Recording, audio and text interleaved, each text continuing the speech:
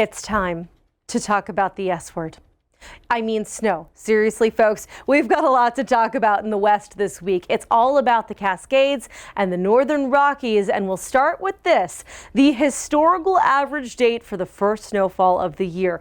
And in our western mountain ranges, looking at the Cascade Mountains, the Sierra, the Northern Rockies, we're really looking at a mid-October first snowfall. Now, I know it's late September right now, but Mother Nature doesn't really care about the calendar. That's kind of the funny thing about the weather.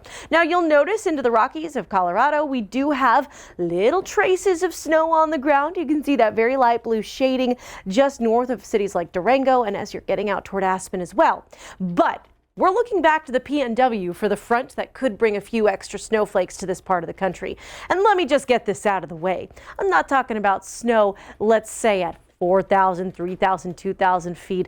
I'm talking way up, 7,000, 8,000 feet and higher. That said, this front in the PNW is going to bring some rain across cities like Seattle and even out toward, let's say, the Yakima Valley.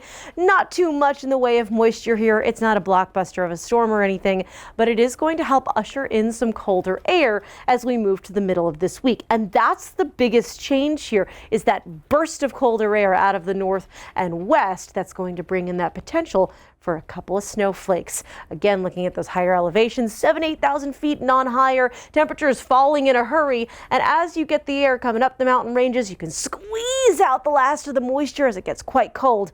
And that could lead to a little bit of that fluffy white stuff. Yeah, it's September, but here we are.